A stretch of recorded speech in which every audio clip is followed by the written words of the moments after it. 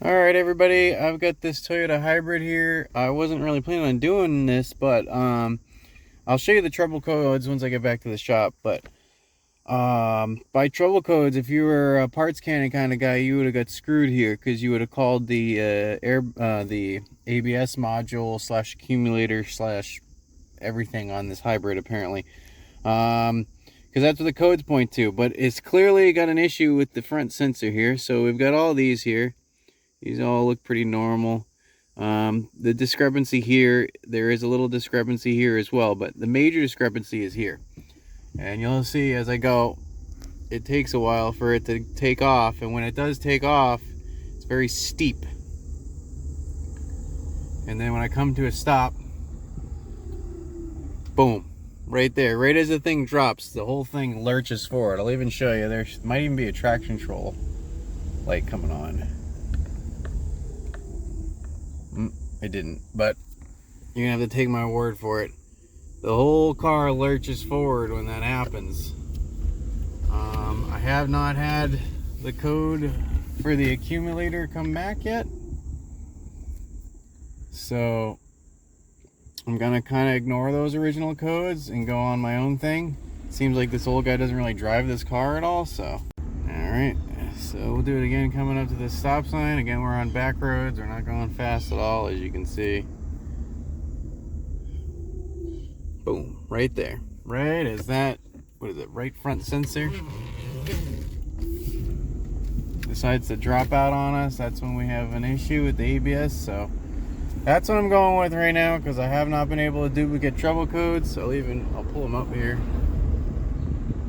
You can see no trouble codes, so the issue is, as far as those codes go, it's not relevant right now. Alright, just so everybody can see, these are the codes. These two for brake booster, pump motor time abnormally long, and accumulator pressure too low. And then the wheel cylinder pressure sensor. These are all in the ABS module slash accumulator slash brake booster slash a lot of things. So if you read these two codes, they bring you to a TSB. It tells you to replace the unit and do factory brake bleeding procedure and all that stuff. And then this one was also that, I believe. It was either bleeding the brakes or replacing that accumulator unit. So those codes haven't come back, so I'm gonna ignore it. But like I said, if you're a parts cannoner, you would have see these two here, replace assembly, and then we'll go back. This is a 1252 code. Doing great on the what is it, got like 11 hits on the ECU and accumulator and the module, so it's 14, 15, so they're all hits on that, so there's that. But yeah, that's not where we're going.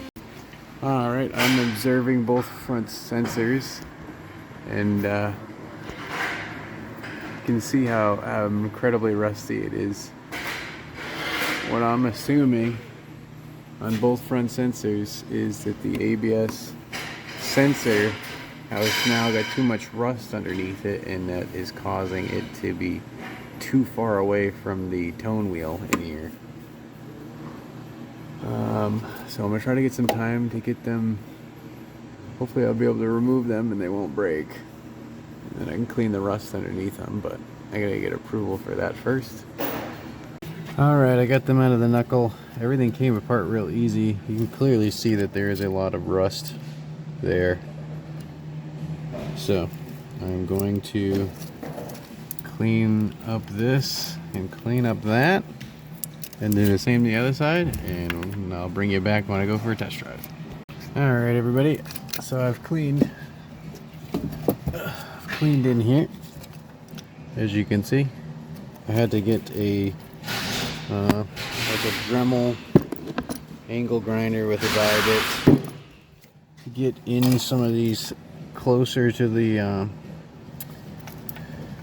brake backing plate that I couldn't get in with the regular one. And then I'm going to replace this bolt because that one's kind of rotted. And I'm gonna do the same to the other side, so that's like... Alright everybody, that was painful. I don't know why it does that every now and then, but you can see here we've got a line now. Jesus. And you can see they're all on top of each other perfectly, which is exactly what should happen. And that's exactly what was not happening before. So, proof is in the pudding. I'm going to come to a slow stop. I shouldn't hear any boof. It shouldn't go down to 0 fast. And it does not. I was barely going there, so that's good. So that's a confirmed fix.